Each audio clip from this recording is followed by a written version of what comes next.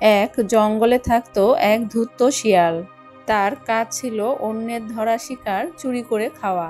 তেমনি একদিন ভাবে শিয়াল বাঘের ধরা শিকার চুরি করতে গেল। যে দেখলো গুহায় বাঘ নেই। তখন শিয়াল বাঘের গুহার ভেতর প্রবেশ করলো আর দেখলো একটা শিকার আগেই রয়েছে। আর তখন সে শিকারটি মুখে করে যেই গুহা থেকে বের হতে যাচ্ছে, ঠিক তখনই বাঘ সেখানে চলে আসে। কিরে দুষ্টু শিয়াল, তোর এত বড় সাহস! আমার ধরার শিকার তুই চুরি করে নিয়ে যেতে চাস? এরে বাবা, এই বাঘ বেটার এখনই এখানে আসার সময় হয়ে গেল। শিকারটা তো মুখে করে বেশি দূর নিয়ে যেতে পারলাম না। এখন এখান থেকে তাড়াতাড়ি পালাই, তা না হলে বাঘ বেটা আমাকেই খেয়ে নেবে। এই বলে শিয়াল নিজের প্রাণ বাঁচানোর জন্য দৌড় লাগালো। বাঘও দৌড় দিল শিয়ালের পিছু পিছু। কিছু দূর দৌড়ানোর পর শিয়াল গাছের ঝোপের আড়ালে লুকিয়ে থাকলো। আরে, শিয়াল বেটা দৌড়াতে দৌড়াতে কোথায় লুকিয়ে পড়লো? পাজি শিয়াল, আজ তো তুই আমার হাত থেকে বেঁচে গেলি, কিন্তু পরের বার যদি তোর সাথে আমার দেখা হয়, তোকে আমি চিবিয়ে খাবো। এই বলে বাঘ সেখান থেকে চলে যায়। বাঘ সেখান থেকে চলে যেতে শিয়াল ঝোপের আড়াল থেকে হাঁপাতে হাঁপাতে এসে বলল, বড় বাছা বেঁচে গেছি। আজ যদি এই বাঘ আমাকে ধরতে পারতো তাহলে আজ আমি মরেই যেতাম। যাই গিয়ে দেখি অন্য কারো শিকার চুরি করে খেতে পারি কিনা। এই বলে শিয়াল চুরির উদ্দেশ্যে রওনা দিল। অন্যদিকে নদীর ধারে বাস করত এক কুমির। কুমিরটি নদীর পাড়ে শুয়ে শুয়ে রোদ পোহাচ্ছিল। ঠিক তখন সেখানে একটা বক উড়ে আসলো। কি ব্যাপার বক ভায়া, আজকাল যে তুমি নদীতে মাছ ধরতে আসো না? অন্য কোথাও খাবারের সন্ধান পেয়েছো নাকি? আরে না কুমির ভাইয়া, এমন কোনো বিষয় না। এই জঙ্গলে তো একটাই নদী, আর অন্য নদী কোথায় পাবো? তাহলে মাছ ধরতে আসো না যে? কিছু তো বুঝলাম না। কুমির ভাই, আমি প্রতিদিন নদীতে মাছ ধরতে আসি না। আমি একদিন অনেক মাছ ধরে নিয়ে যাই, আর সেগুলো বেশ কিছুদিন ধরে খাই। আর এই কারণেই তুমি আর আগের মতো আমাকে দেখতে পাও না। কি বলছো এসব?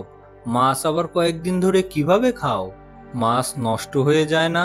এমনি তো মাছ কিছুক্ষণ ডাঙায় রাখলে গন্ধ হয়ে যায়।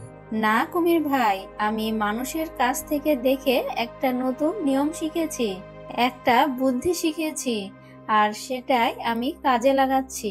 তাই আমার মাছগুলো নষ্ট হয় না, আর আমি প্রতিদিন সময় মতো খেতেও পারি। কি বলছোটা কি তুমি? আমাকেও একটু বলো। আমারও ইচ্ছা করে না প্রতিদিন এভাবে পানিতে নেমে মাছ ধরতে। তোমার মতো আমিও যদি মাছ কয়েকদিন রেখে খেতে পারতাম তাহলে খুব ভালো হতো। বুদ্ধিটা খুব সহজ কুমির ভাই। এই ধরো, তুমি একদিন বেশি করে মাছ ধরলে আর সেই মাছগুলো রোদে শুকাতে দিলে, আর দেখবে মাছগুলো রোদের তাপে শুকিয়ে শুটকি হয়ে যাবে। সেই শুকনো মাছগুলো তুমি কয়েকদিন ধরে খেতে পারবে, আর এমন শুকিয়ে রাখলে মাছগুলো নষ্ট হবে না। তাই নাকি? তুমি একটা ভালো বুদ্ধি দিলে তো।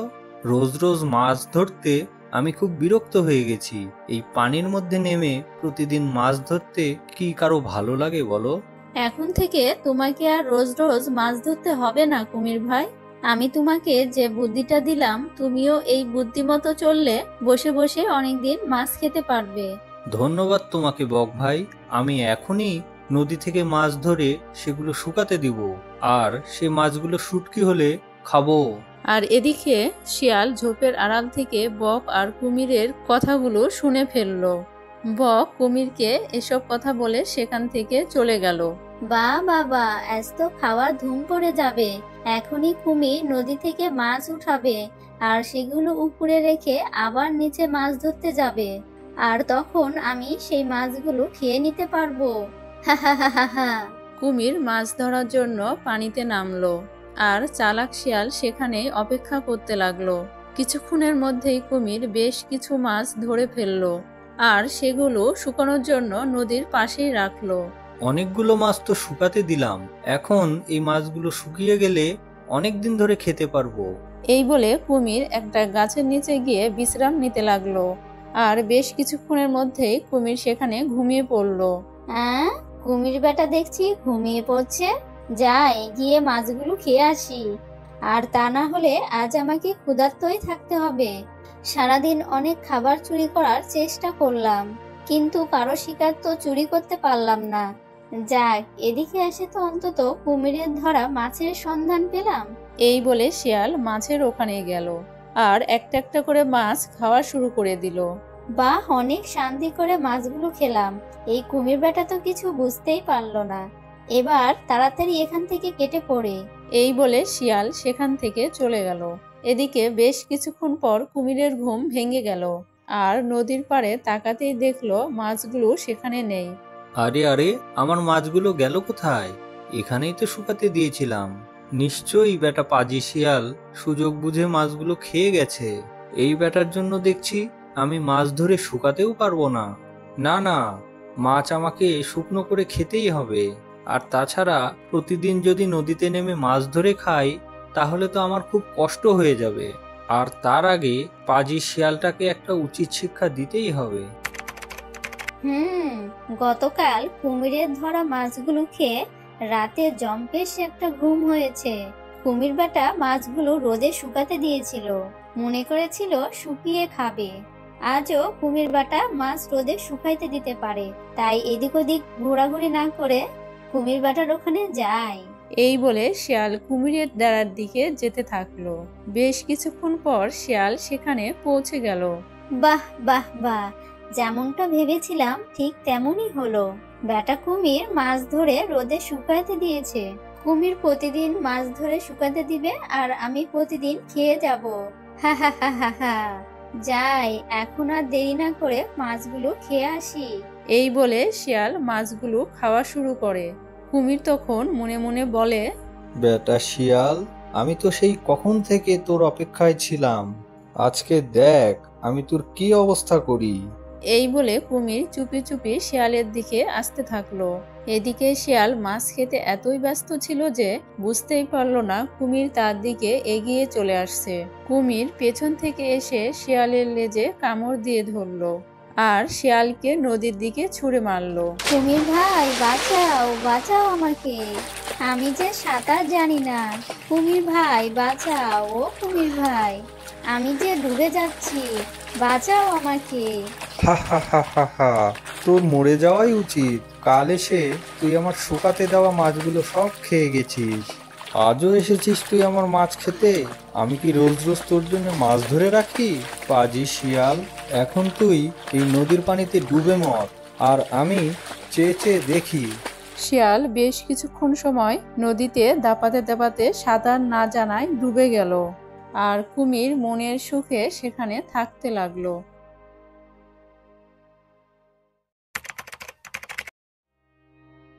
সে অনেকদিন আগের কথা। এক জঙ্গলে এক শিয়াল বাস করত। সে যেমন ছিল চালাক তেমনি বেশ অহংকারী। একদিন দুষ্ট শিয়াল সারাদিন ধরে খাবার খুঁজে কোনো খাবার পেল না। মনমরা হয়ে সে বনে ঘুরে বেড়াইতে লাগলো, যদি কোনো খাবার পাওয়া যায়। হায় হায়, এখন কি হবে আমার? কোথাও তো খাবার খুঁজে পেলাম না। এদিকে তো আমার পেটে ইঁদুর দৌড়াচ্ছে, চোখে তো অন্ধকার দেখছি, গলা শুকিয়ে আসছে, শরীরটা কেমন যেন দুর্বল দুর্বল লাগছে। শেষ পর্যন্ত কিনা আমার মতো পণ্ডিত না খেয়ে মারা যাবে। শিয়ালের পা আর চলছে না, মাথার ভেতরটা বনবন করে ঘুরছে। সে ক্লান্ত হয়ে ঝোপের ভেতরে যে বসলো। এমন সময় একটি কাক এক টুকরা মুখে মাংস নিয়ে উড়তে উড়তে শিয়ালের সামনে গাছের ডালে এসে বসলো। মাংসের টুকরোটা তার দু ঠোঁটের মাঝখানে। দুষ্ট শিয়াল কাকটিকে দেখতে পেয়ে মনে মনে এক ফন্দি আঁটলো। সারাদিন ঘুরে ঘুরে বনের ভেতর কোনো খাবার পেলাম না, আর কিছুক্ষণ না খেয়ে থাকলে এই পৃথিবীতে আমাকে আর পাওয়া যাবে না। যেমন করেই হোক বুদ্ধি খাটিয়ে কাকের মুখের ওই মাংস আমাকে নিতেই হবে। বুদ্ধি দিয়েই আমাকে খাবার জোগাড় করতে হবে, যেভাবেই হোক। শিয়াল ঠান্ডা মাথায় চিন্তা করে এক বুদ্ধি বের করলো। কাকের দিকে তাকিয়ে মিষ্টি করে হেসে আদর করে বলল, আহা, কাকের চেহারাটা কি সুন্দর! যেমন তার শরীরের গঠন তেমন তার গায়ের রং। যদি গলার সুরটা একটু ভালো হতো তাহলে অনায়াসে পাখিদের রাজা করা যেত। শিয়াল যখন এই চতুরতার কথা বলছিল তখন তার মন ছিল ওই মাংসর টুকরোর উপর। পেট যে তার ক্ষুধার জ্বালায় জ্বলছে। এদিকে এত প্রশংসা শুনে কাক ফুলে ফেপে উঠল। চিন্তায় পড়ে গেল সে, শিয়ালকে কি বলবে। শিয়াল কি সত্যি আমার রূপের প্রশংসা করছে নাকি আমার খাওয়ার ফন্দি আটছে? আচ্ছা, সত্যি কি আমি পাখিদের রাজা হতে পারবো? আমার তো মনে হয় পারবো, কিন্তু আমি তো কালো। কালো হলে কি পাখিদের রাজা হওয়া যায়? একটু মন দিয়ে শুনি শিয়ালটা আরো কিছু বলে কিনা। কাক মনোযোগ দিয়ে শিয়ালের কথা শুনতে লাগলো। শিয়াল বারবার মিষ্টি করে আদরে গলায় বলতে লাগলো, আহা, কি সুন্দর কাক, চোখ দুটো টানা টানা, আর ঠোঁটটি কি সুন্দর, পালকগুলো চিকচিক করছে, আর লেজটার তো কোনো তুলনাই হয় না, পা দুটো কত সুন্দর। কিন্তু কাকের মুখে কোনো কথা নেই। কাকটি কি তাহলে কথা বলতে পারে না? এত সুন্দর দেখতে কাকটি তাহলে কি বোবা? আহা, বিধাতার কি খেলা! শিয়ালের তোষামত শুনে কাকটি আরো ফুলে ফেপে উঠল। চিন্তায় পড়ে গেল তার গলার আওয়াজ নিয়ে। সে মনে মনে ভাবলো সবাইকে জানিয়ে দেওয়া দরকার যে তার গলা মোটেও খারাপ নয়, সে বোবা নয়। কা কা কা। কাকটি ডাকার সঙ্গে সঙ্গে মুখ থেকে টুপ করে মাংসের টুকরোটি নিচে পড়ে গেল।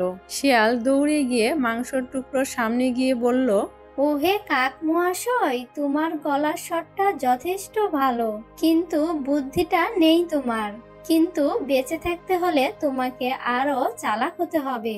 আমি সারাদিন বনে ঘুরে ঘুরে কোনো খাবার পাইনি। তুমি যখন খাবার মুখে করে উড়ে এসে আমার সামনে বসলে, আমি খাবার জন্য তোমার প্রশংসা করে ইনিয়ে বিনিয়ে তোমার মুখ থেকে খাবারটি নিলাম। কাজ হয়ে গেল। এবার আমি আমার ক্ষুধার জ্বালা মিঠাই, আর তুমি তাকিয়ে তাকিয়ে দেখো। হি হি হি হি। কাক অবাক হয়ে শিয়ালের দিকে তাকিয়ে রইল। শিয়াল মাংসের টুকরোটা চিবিয়ে চিবিয়ে মজা করে খেতে লাগলো। নিজের বোকামি বুঝতে পেরে কাক নিজের চুল ছিঁড়তে চাইলো, কিন্তু চুল ছেঁড়া হবে আরেক বোকামি। চুল ছিঁড়লে নিজেই তো ব্যথা পাবে। আমি শিয়ালের বুদ্ধি শুনে একই ভুল করলাম। আমার মতো বোকা কি এই পৃথিবীতে আছে? এ যে বড় লজ্জার, কষ্টের। আমি আমার এই মুখ দেখাবো কি করে? কা কা কা। কাক কি করবে কিছুই ভেবে পেল না। এদিকে সন্ধ্যা নেমে আসছে। অবশেষে মনে মনে সে ঠিক করলো বন ছেড়ে চলে যাবে। এরপর থেকে শিয়াল নিজেকে খুব ধূর্ত আর জ্ঞানী প্রাণী হিসাবে বলে বেড়ায়। বনের সবাইকে সে বোকা বানিয়ে মজা নিত। একদিন এক কুকুর চুরি করে মুরগি ধরে এনেছিল। শিয়াল সেটা লক্ষ্য করলো আর মনে মনে ভাবলো কিভাবে এটি কেড়ে নেওয়া যায়। সে কুকুরকে খুব মিষ্টি গলায় ডাকতে লাগলো। ও কুকুর বন্ধু, কোথায় যাও? মুরগিটাকে মুখ থেকে নামিয়ে কুকুর বলল, ওহে ভায়া, আমি আমার সন্তানদের কাছে যাচ্ছি, ওদের জন্য একটা মুরগি ধরে নিয়ে এসেছি। এ কি বলছো? তুমি জানো না কি হয়েছে? কি হয়েছে? তুমি হয়তো জানো না, বাড়িতে গিয়ে দেখো তোমার সব বাচ্চা তো মরে গেছে। কি বলো এসব? এটা হতেই পারে না, আমি কিছুক্ষণ আগেই ওদেরকে দেখে এসেছি। বিশ্বাস না হলে গিয়ে দেখো, তোমার বাচ্চা মারা গেছে। তোমার বাচ্চা মারা গেলে আমার কি? শিয়ালের এ কথা শুনে কুকুর মুরগিটাকে ফেলে দৌড় দিল তার বাড়ির দিকে। আর চতুর শিয়াল আস্ত মুরগিটা একা একাই খেয়ে নিল। বাড়ি গিয়ে বোকা হয়ে গেল কুকুর। বাড়ি গিয়ে দেখে তার বাচ্চারা উঠানে খেলছে। সে বুঝতে পারে শিয়াল তার সঙ্গে চালাকি করেছে। যাই হোক, আমি সুযোগ বুঝে চতুর শিয়ালকে শিক্ষা দেব, এটা আমার প্রতিজ্ঞা। কদিন পর ধূর্ত শিয়াল বনের মধ্যে দিয়ে হাঁটছিল। হঠাৎ করে দেখতে পায় সরোবরের ধারে কতগুলো কুমির ছানা খেলা করছে। তার লোভ হইল, কুমিরের ছানাগুলোকে তার ভোজন হিসাবে পেতে চাইলো। তাই সে কুমিরের সঙ্গে ভাব জমাতে এগিয়ে গেল। আরে কুমির ভাই, কেমন আছেন? আরে শিয়াল ভাই, আছি কোনো রকম। বাচ্চাদের নিয়ে আর পারি না, ওদেরকে রেখে কোথাও শিকারও ধরতে যেতে পারি না, যদি কেউ খেয়ে নেয়। শিয়াল এবার মুচকি হেসে বলল, অযথাই আপনি চিন্তা করছেন।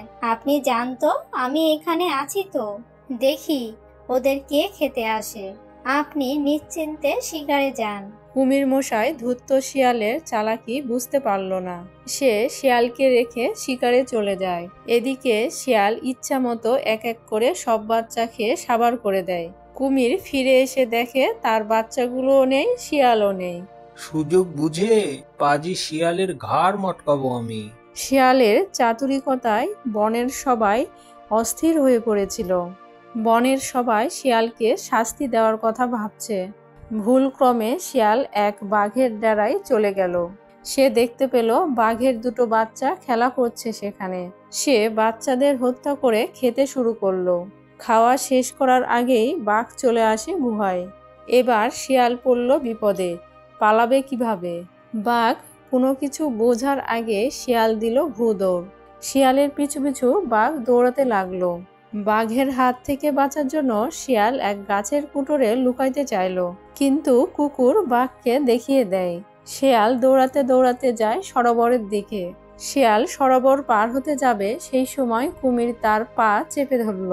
তখন যন্ত্রণায় ছটফট করতে লাগলো শিয়াল। কোনোভাবে পা ছাড়িয়ে তখন আবার ডাঙ্গায় উঠল শিয়াল। ডাঙ্গায় বাঘ আর জলে কুমির, মহাবিপদ। মহা বিপদে পড়ে গেল চালাক শিয়াল। বাঘের হাত থেকে আর রেহাই পেল না সে। ঘাড় মটকিয়ে হত্যা করলো বাঘমশাই। কুকুর আর কুমিরের স্বপ্ন এতদিনে সত্যি হলো। আর সবাই একসাথে বলে উঠল, ধূর্ততা বিপদের কারণ হয়।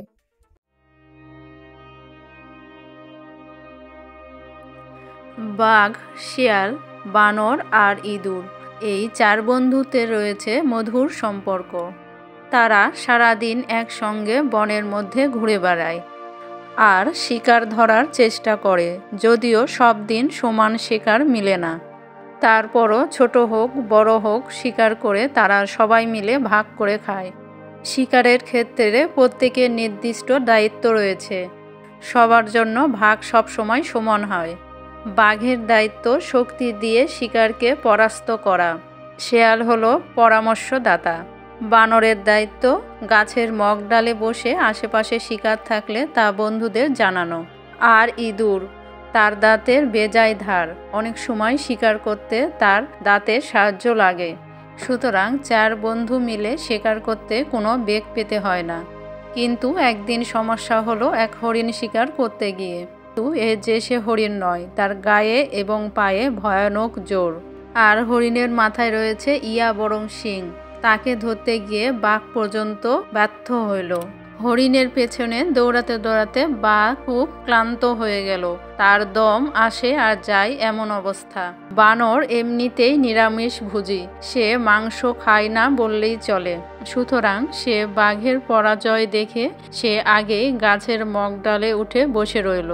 শিয়াল হরিণের শিং দেখে আগেই ভয় পেয়ে গিয়েছিল। সে সেদিনের মতো হরিণের পিছু না নিয়ে বন্ধুদের নিয়ে আলোচনায় বসলো। এইভাবে হরিণকে পরাস্ত করা যাবে না।